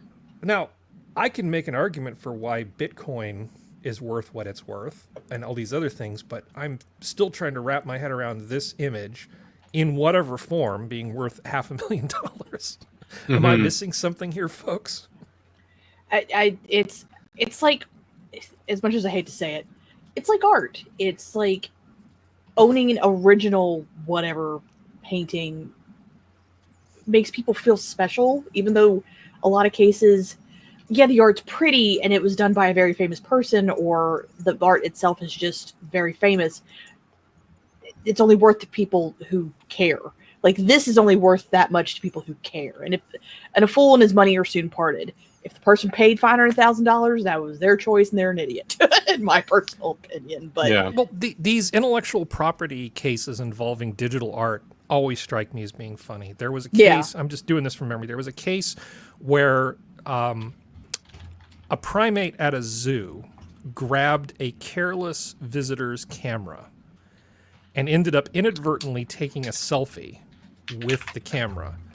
The image that the ape took of itself with the camera accidentally, which it pilfered from the guest, ended up becoming actually considered a test case, because who actually owns that image? Is it the zoo? Is it the ape? Was it the tourist, because the tourist camera was used? And this is just a level of sophistry that I can't wrap my head around. I don't even want to have that conversation. Are you talking about the British photographer who was in Indonesia, the one that's the black monkey that's kind of smiling at the camera? Sure. Well, no, like I said, I'm doing this from memory. That sounds like as good a case as any. It's just an example. Well, I found it on Slate. It's from 2014, and the picture itself was taken in 2011, and it's actually talking about who owns the copyright for it. The photographer doesn't own the monkey, doesn't own it. It's in the public domain. Said a professor at New York University. This is just them talking about how bizarre copyright law is. Well, that makes more sense to me than the fact that this image, which anybody can copy, that's been online for over a decade, is somehow worth $500,000 as an NFT. Well, I mean, plus I think that was taken by a news organization that took her picture. So Well, those technically, it was her father. oh, okay, See, that makes it even creepier. Another internet meme has sold for big bucks online. Zoe Roth, best known as Disaster Girl, for the popular image macro taken by her father in 2005 of the smirking at the camera while a house burns down in the background. It is a solid picture. Yes, has it is. sold the original copy of the meme as an NFT for 180 Ether, worth almost $500,000. Roth tells the New York Times that she'll use the money to pay off her student loans and to donate to charity. And as is the case with many NFT sales, the Roths also retain the copyright to the image and will make 10% off of any future sales of the NFT. So then it was, what was the point of selling the damn thing? I'm still trying to figure this out. I mean, clearly there's a point, or there wouldn't be $500,000 changing hands. So I want to know who bought it. Doesn't get it. Well, let's look at this for a moment. There's more stuff going on here. She's by no means the first meme star to leverage the boom in cryptocurrency-based artwork into a small fortune. Chris Torres, the creator of Nyan Cat, sold an NFT of the rainbow Poptart-bodied cat for close to $600,000 and has since worked with other internet meme owners like Kyle Craven, a.k.a. the Bad Luck Brian meme, to help them profit off their previous internet fame or infamy. Craven's original meme's image sold for $36,000, while Lena Morris, overly attached girlfriend, sold her meme for $411,000 earlier in April. Interestingly, Roth's NFT was purchased by 3F Music, a Dubai-based music studio with surprisingly deep pockets that also bought several other big-ticket NFTs, including Overly Attached Girlfriend and the New York Times Meta NFT column. That Dubai's got way too much money, and they're just flopping it around everywhere.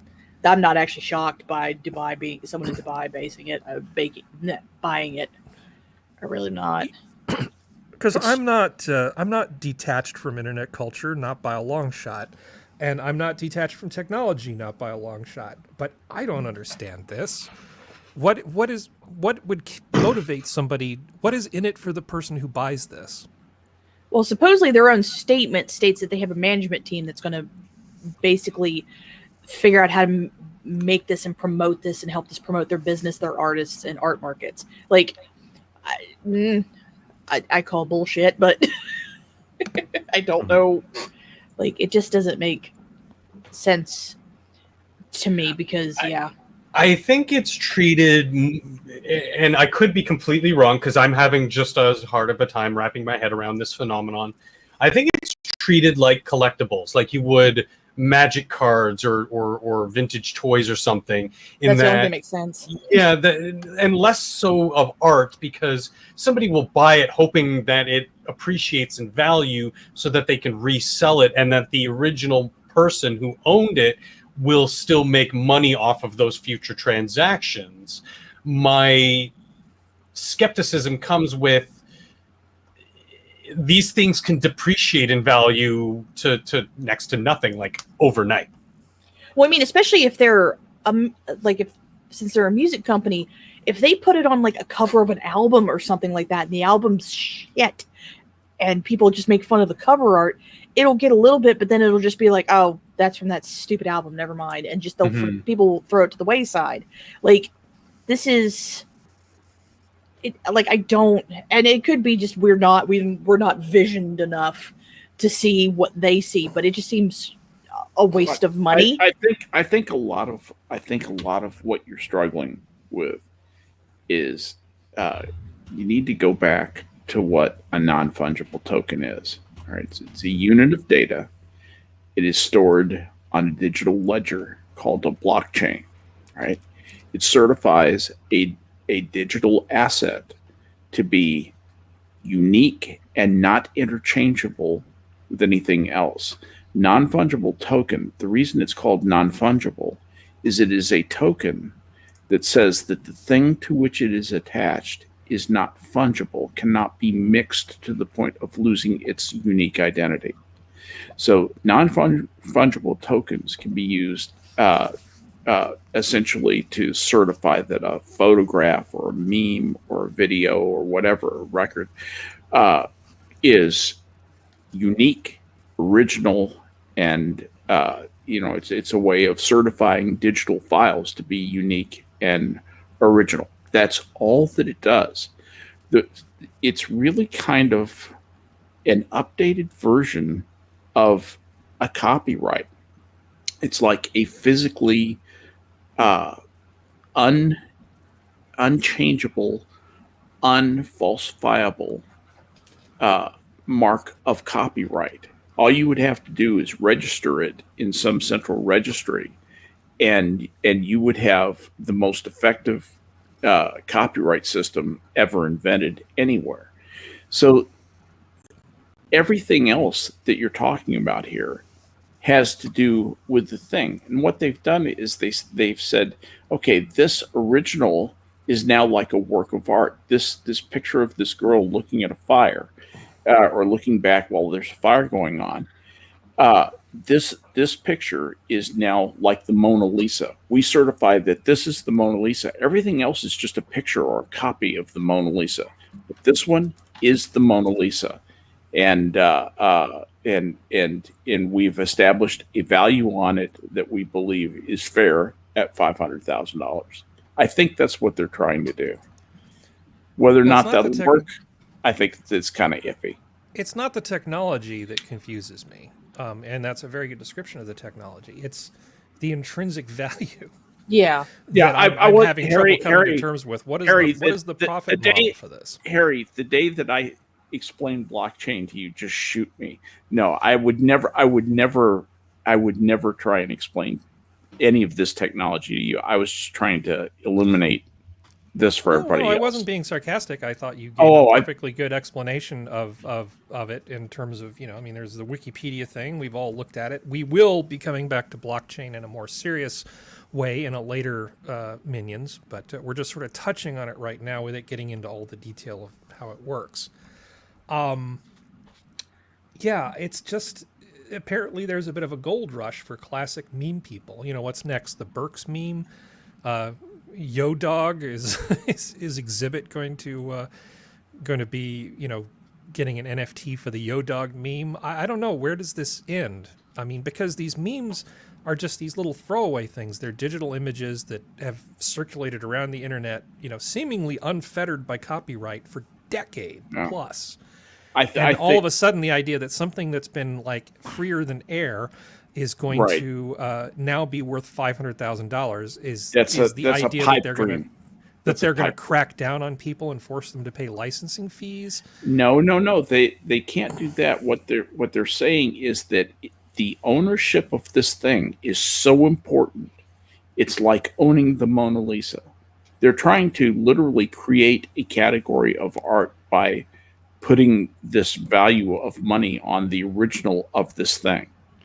And I think it misses it completely because for a variety of reasons. The difference between the girl looking at the fire and the Mona Lisa is the Mona Lisa is, first of all, much older, much more storied. It's based in antiquity. There's stories around it. There are a lot of things that go into creating the demand for classical art, and too many of those things are missing here for there to be any demand for the original picture, which looks exactly like, not close, but exactly, pixel for pixel, like any copy of that. I don't think there's going to be a demand for the original.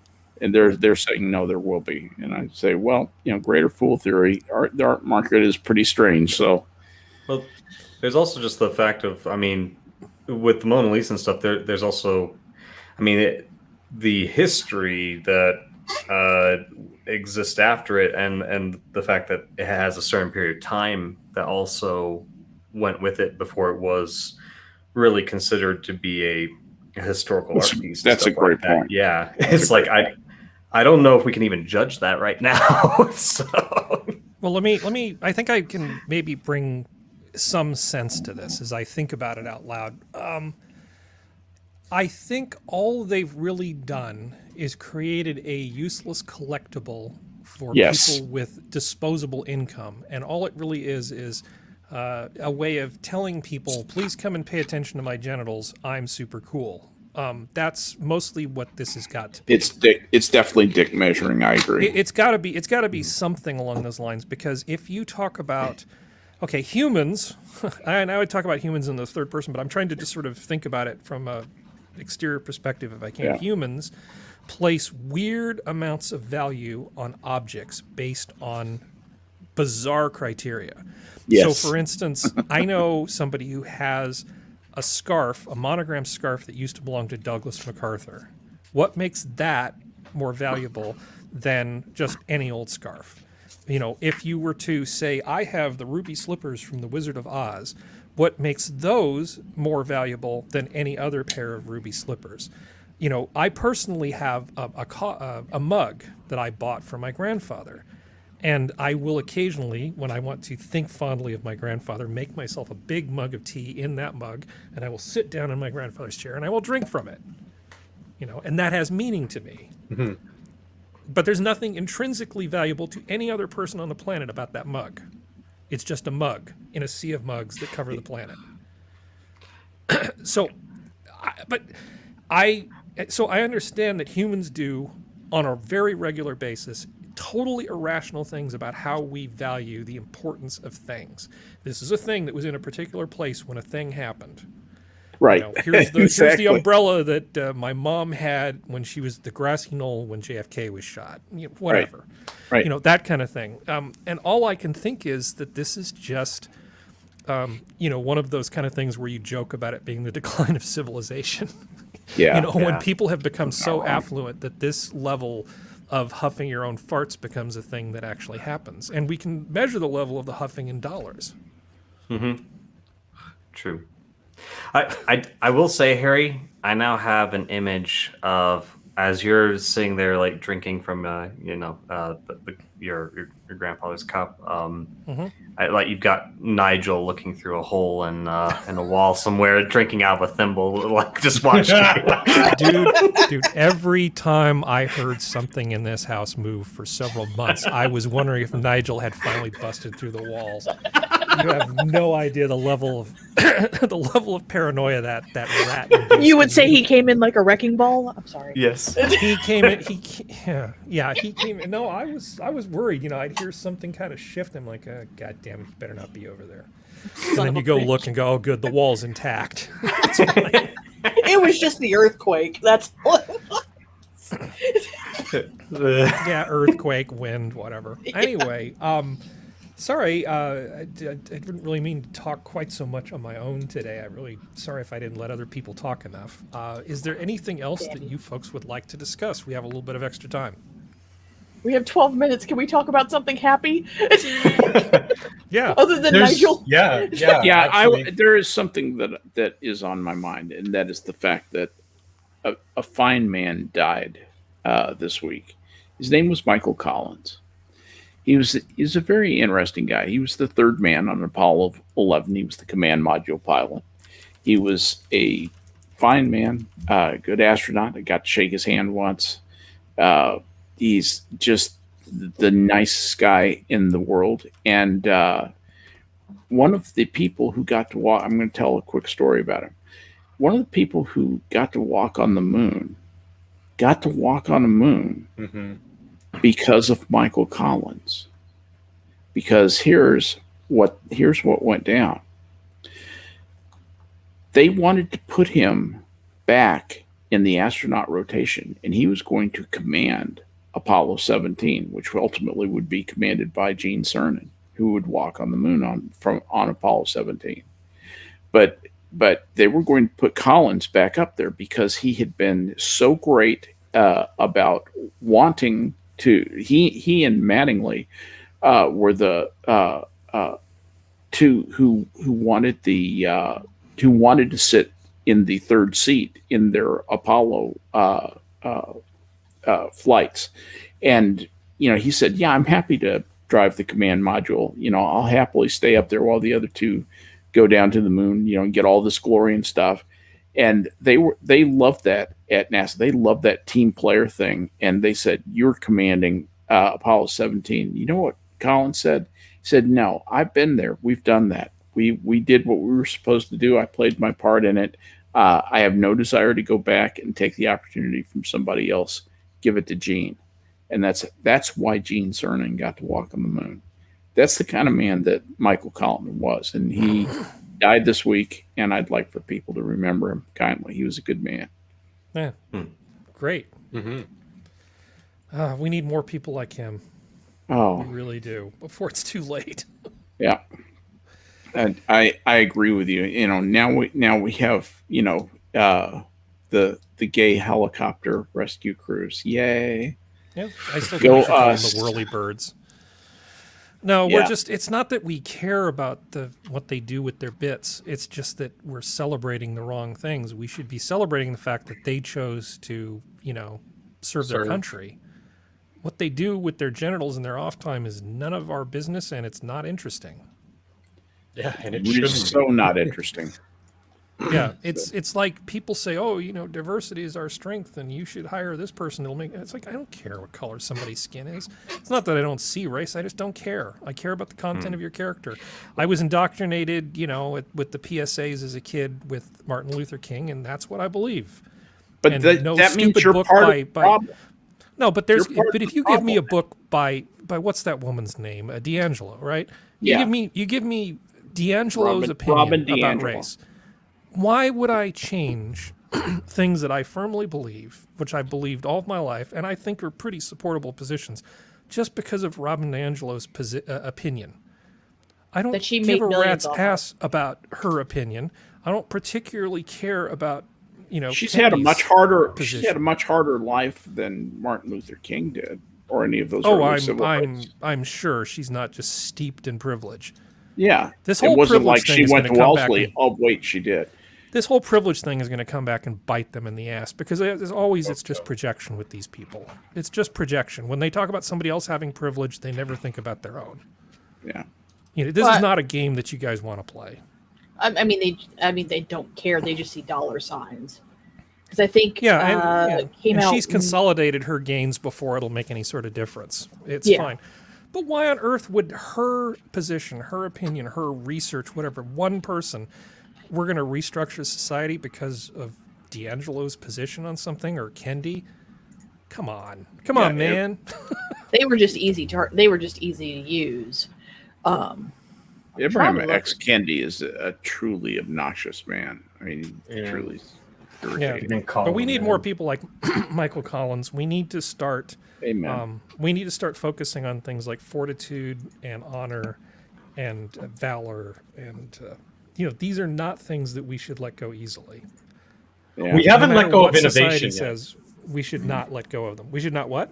We haven't let go as Western society of innovation yet. There's still that one good thing that people seem to be looking up to, and hopefully we can return back to that like valor and bravery kind of respect. Well, kill capitalism and you'll see innovation drop dramatically. Yeah, Yeah. unfortunately.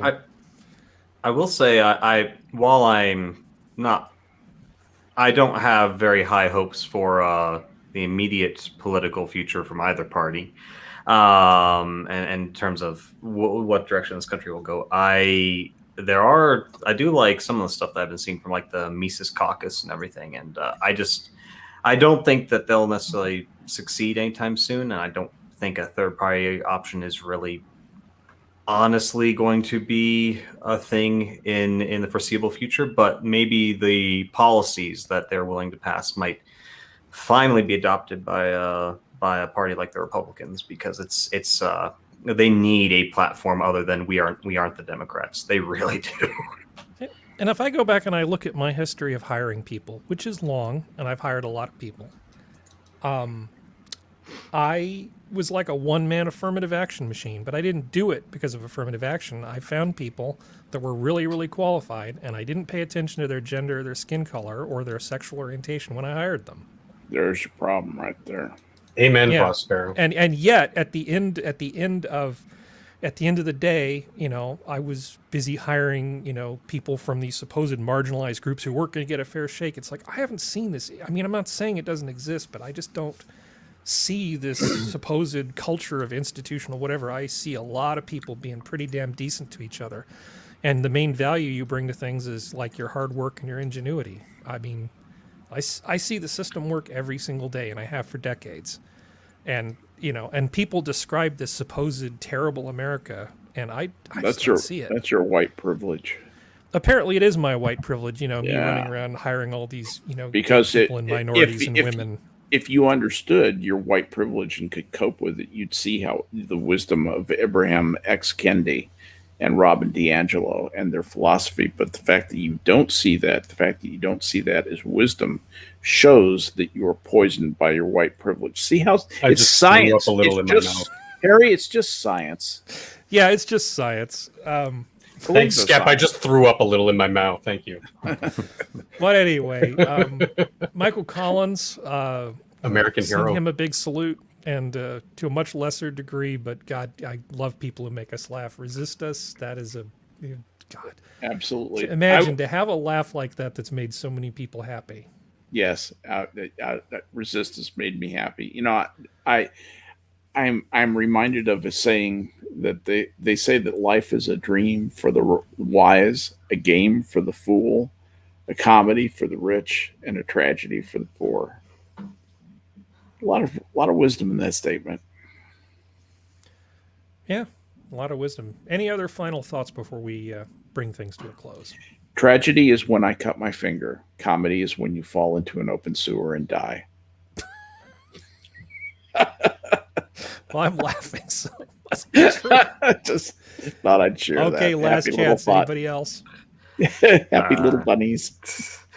No, I the only other there's actually a story that I'm kind of reminded of that I might be able to share here, but my grandfather actually was a counselor at high school, and one of the things that he took a lot of pride in his work, and to the point where I actually there's a lot more to the story that I'm not going to share right now because we just don't have the time. But one of the stories that happened, one of the things there was there was an immigrant family that had arrived, and one of the students who was a young Hispanic kid whose English was.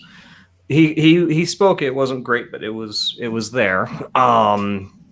Was trying desperately to get a job, and my grandfather said, "Yeah, sure, I'll help you out." And it was a counselor system where him and a bunch of other people all worked together in the same room. And after the kid left, a bunch of the other counselors said, "Yeah, that's not going to happen. That kid's doesn't look." Respectable or anything like that.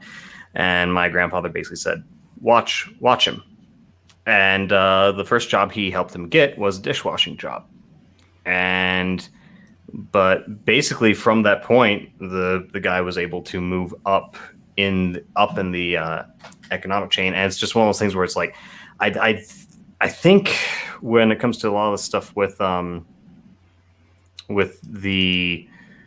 way that we try and view success, especially right now, I think people need to be reminded it's honestly just a matter of giving people a fair shot and letting them try and stand on their own 2 feet, pretty much. And it's not about trying to say, "Oh, don't worry, we'll help you every step away with baby steps and stuff." So,